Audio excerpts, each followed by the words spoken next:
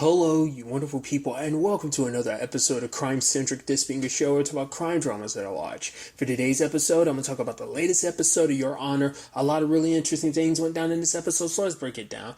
That opening was just kind of very heartbreaking because it's just like, I didn't know what to expect when the episode started because I figured like last week's episode's ending could have gone multiple ways. I wasn't sure how they were going to play it out, and then it's like, oh, we see Kofi's body. I was like, oh my god, because you're thinking maybe like Kofi's going to explain to him, hey, I didn't kill your brother, or maybe Kofi's going to try and kill him before he can kill. Like I don't know, because it was a situation where Kofi was like, I'm damned if I do, damned if I don't. So who knows? We don't have the context of what went down. Maybe he tried to explain to him, hey, I didn't kill your brother, but maybe Carlo didn't want to listen, just beat the shit out of him before he could really say anything.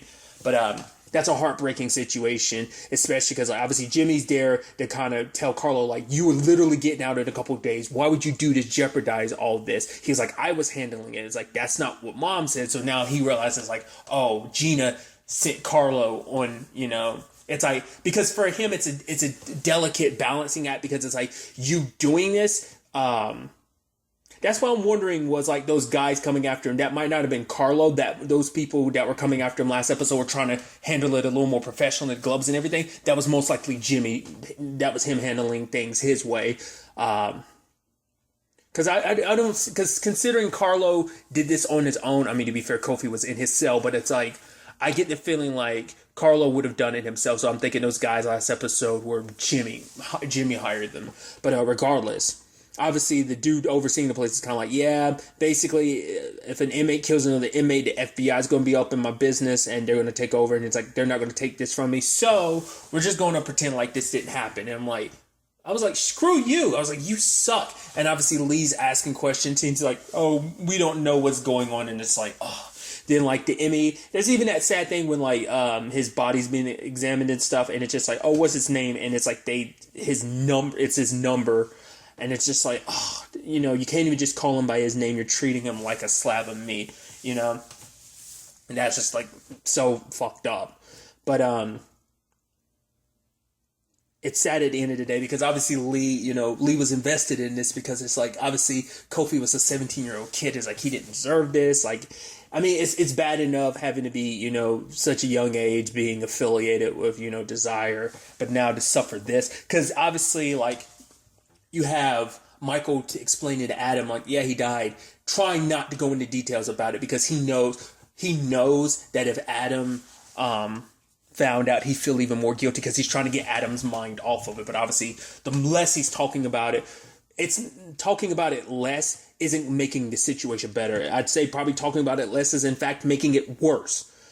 Because I think that just makes him feel even more guilty. But there's the sad thing is there's going to be a part of Michael that's actually sighing a sigh of relief because it happened to Kofi. Because if it was Adam, this exact same thing that's happening right now would have happened to Adam. His son would have been in this exact same situation. So it's like, for him, it's like and that's the sad thing is someone else's kid had to die for yours to live. So. And so when it's all said and done, though, like. You even had Michael visiting Charlie to be like, was this us? Because he was wondering if Charlie had sent someone to, shut Kofi up. But it's like, no. He's like, it wasn't us. And once again, another sigh of relief because this at least makes him feel at least a little less guilty because at least this wasn't someone tying up loose ends on their end. But it still doesn't make it any better. Obviously, it's, because for Charlie, it's like this jeopardizes his career and everything and all the good that he could do, And obviously for Michael, he's just kind of like, he's like, you take my breath away with just how cold and like, unaffected by this you kind of seem like you are. Because Charlie looking at this Kofi situation as more of a bump in the road than the tragic situation it was. It's kind of like, but for him, it's like we weren't the ones that, did. It's like we put this kid in that situation, but none of us could have seen things playing out this way. And, Michael even saying that whole thing about, when you're trying to sacrifice someone, and even if it's for the greater good, at the end of the day, everyone pays. And that's going to be a big aspect of the show. And we're already seeing it. We're not even at the halfway point of the season yet, but we continue to see the ripple effect of this, that this isn't just some, and I feel wrong saying simple hit and run, but this hit and run escalated into so much more because you never know the ripple effect, the full consequences, the amount of people that are affected by one action, and the ripples and waves that it sent out. Lee going with Michael to visit Kofi's mom and his brothers and sister because they didn't even it's like, oh yeah, there's all Kofi stuff, and she was like, wait, you haven't even notified his family yet? It's like, nope. And it's just like, that was super shitty. So putting that on her, and obviously for Molly, it's like, the only person who knows is God, why they did what they did, for whatever reason. And she's like, obviously police, they don't, she knew, it's like, the color of my skin, color of our skin, what that means when it comes to the police and everything. Obviously, Eugene, coming home and his mom breaking down and telling him about Kofi, and it's just like, because I think their other siblings are too young to fully process it. Like, Eugene's old enough to kind of understand everything, but you can see Michael feeling even more guilty because it's like, my son's alive because yours is dead, and it's eating him away, especially because she's like, oh, this right over there, that's my angel, because she was saying because Michael went above and beyond for her, which makes him feel even more guilty. It's like, yeah, I helped you and you're kind of praising me, but I'm the reason why your son, I am directly responsible because I set everything in motion that would eventually lead to your son dying. So it's just,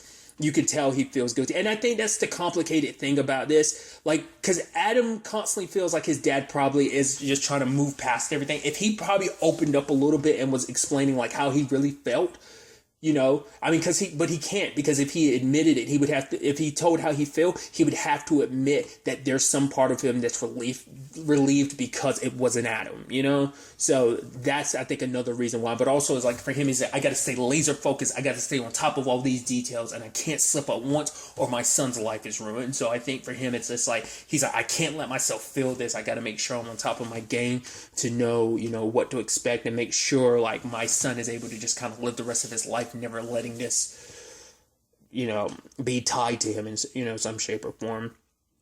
But obviously it leads to like, a whole bunch of complicated stuff for Adam, because obviously he has no one he can really talk to about it. He goes to Franny, but Franny is saying like, you need to calm down. You need some things you just don't need to talk about. He's like, oh, are you saying that because you love me? Or are you saying that because you're scared that because I opened up to you about this, that I'm going to blab about our relationship? And it's because for him, it's like every aspect of his life is a lie. It's not even, it didn't just start with this Kofi stuff. It started with their relationship too. So now it puts their relationship a little bit on the rocks. Hell, he even had a fight with his best friend Wesley because he was like, oh yeah, like he made a wisecrack about sending Franny a like dick pic or something like that, and it set him off. Obviously, like, he's pissed, and he cares about her, so he's in a very emotional state right now, so that set him off. And obviously he's about to get expelled, but then his grandmother, Elizabeth, his mom's mom, shows up, kind of slides him out of that situation. And obviously, for her, it's like, we need to talk because we're a family that talks. We don't just not talk. And so she brings up the whole thing about like, oh yeah, like, because obviously he uses the lie his dad created. Like, oh yeah, like we went to mom's grave. We even, he's like, I had my first good cup of coffee. And she's like, huh? And I was like, okay, was it? And obviously how that weaves in so many other plot lines at once, because then you have the whole situation of, you have everything with, it's like, oh, let's invite Nancy over, because it's like, because for Elizabeth, she feels like no one's really paying attention to the fact is that, Robin's death, the anniversary of it and everything, she felt like no one really took notice of it, especially because she was like, around that time, neither you nor your dad called me, so it's like, how are things between you and your dad? Are things fine? Is he pissing you off? That type of thing. So inviting Nancy over because she's one of the only cops. It's like, yeah, she seems like someone that still cares, that she hasn't forgotten about Robin's case. Obviously, you had Michael invite Charlie over. Then later on, you have Lee showing up obviously it's because they did their thing, because obviously Lee was trying to give him an out, being like, yeah, if you don't, it's like, obviously with everything you and Adam went through with Robin, it's like, if you don't want to do this, she's like, I can understand. But obviously for him, it's like, Adam will always be my priority, but you make me happy, and what makes me happy makes Adam happy. So it's just kind of like, I think for him, he's trying to say like, it kind of all works out that way. But it's like, well, for one, he's getting close to her because he needs to, so he can keep tabs on her. But as Charlie said, it was like, don't fall in love with her, because you fall in love with her, then you're going to be blind to like not seeing everything that needs to be coming, because she's going to be your most deadly person, because who Lee is. If she's going to be the one asking the questions, and maybe because of her feelings for Michael, he will be a blind spot in whatever comes up later on. Like, she won't be as quick to jump on certain things and question him about it, just because she has, I'm sure that will come up at some point storyline wise, but it'll probably be a little bit before we get to that. But I was like, man, the moment, like, it was just one thing after another. Like I said, it's just like, oh, Charlie's there, Nancy's there, oh, Elizabeth's there. I'm like, oh. And the moment Lee showed up, I was like, ooh, this isn't good. And then Charlie invites her in and stuff. I was like, ooh, this is going to get awkward. Because because Elizabeth had made, like, a point to be like, oh, like, I guess you haven't really, like, I guess you moved on. Like, it's been a year since Robin died, so you just moved on with your life. I think in his mind, it's kind of like a thing of, I had to, in a sense of, I couldn't stop deal with it myself because I had to worry about Adam. I have to look after Adam because it's my responsibility to look after him now that Robin's gone. I have to kind of, I have to look out for his best interests. I have to do what's best for him, which I think feeds into the current circumstances that we're in, because Adam's all he has left. It's like, I'm sure it's also like, that's your boy, that's your son, but it's also like the thing of like, that's the only piece of your wife you have left too, I think. So like, having lost her only like a year ago, and now on top of that you have this, like, I think that, once again, he's going through it too, but he's just not showing it. He's just trying his best to cover it up, because he feels like he needs to be strong for Adam's sake. But obviously we had the whole thing where Elizabeth kind of, is poking holes in their story about like, oh, going there to drop off flowers. He's like, yeah, I was talking to the vet and everything, and it's like, she was like, I was there and there were no flowers or no card or anything. And you're like, shit. I mean, to be fair, we know that they didn't do it until like the next day, wasn't it? It was like the next day or two. It was like a day or two later by the time they, actually did it. So it wasn't actually on the anniversary. To be fair, he was dropping off flowers in the area she died. So it still fits in that realm, but obviously there's people that saw him around that time. Obviously, once again, there's a black vehicle that was following him. We still don't know what's up with that. We don't know who's actually in that and what that's going to turn out to be. But it's just her poking holes in that. You're like, oh boy. Oh, because obviously she's getting introduced to Nancy. Then her and Nancy start comparing notes. It's like, oh, they said they were there, this and that. It's just like, oh boy. Then, and obviously that's why, like, you had, well, especially because when Lee shows up and she starts bringing out stuff about the case, and obviously it shakes Adam, being like, wait, what? That's what happened to Kofi. And obviously all these people not calling. I mean, I didn't even talk about it, but obviously the medical examiner being forced to say like, okay, we haven't really been able to conclusively say what was in his system, because the dude's like, good man, because last thing I want is it to be like, oh yeah, this kid was beaten to death. It's like, he's like, I don't want that. It's just like, that's so shitty. Because the question is like, if Kofi was white, would the conversation be like that, or is it just because Kofi's some black kid? Because if he made a point to be like, he's some drug dealing kid, so that and even Lee was like, why do you have to, like, he's a kid that died, why you have to like bring up under these circumstances of him being dead, why you got to throw out there like his affiliation and stuff like that? It doesn't matter. He's a 17-year-old kid that died. It's a shitty, terrible situation. That's what should be the focus of it. But obviously you can already see the narrative kind of being created there. So it was just a straight up nasty situation in that regard. But obviously Lee breaking down the details, like I said, Adam, this first time hearing it, and because even Charlie was trying to be like, hey, we should be hearing this, because obviously he feels a little guilty because he took part in making sure all this ended up happening. And then you have Django scratching at the cloth. I was like, oh shit. I was like, he's going to bring it up in front of everybody. It's like, damn it. Luckily, Michael got up. I was like, okay, good. You shoot him off. I was like, good.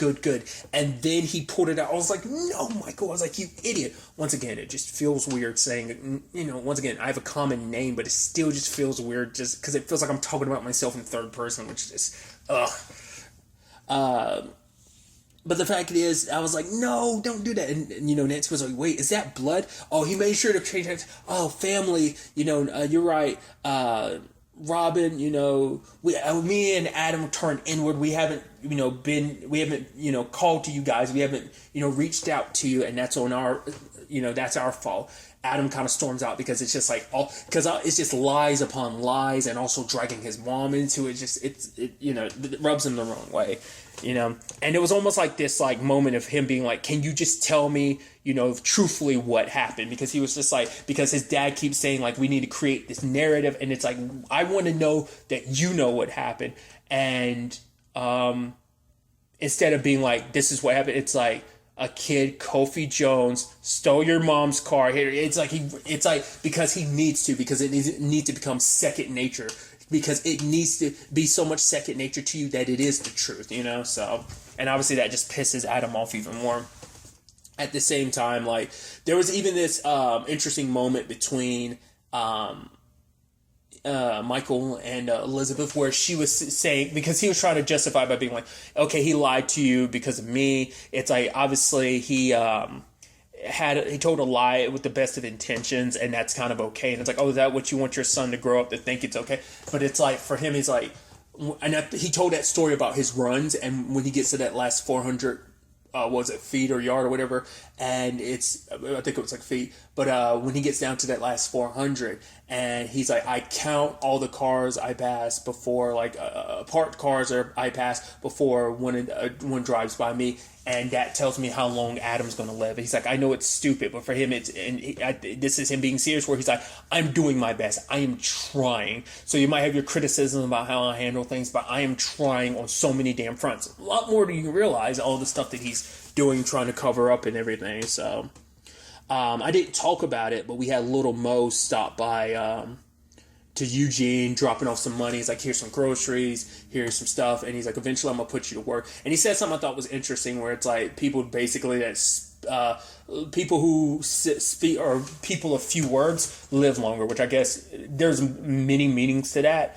because it's like, yeah, you being someone that doesn't talk, kind of works out for you in the long run, because it's like, that means obviously it's a situation where like, hey, because Kofi didn't talk, his family's protected, looked after, taken care of. So it's just, I think that's kind of what he was kind of implying.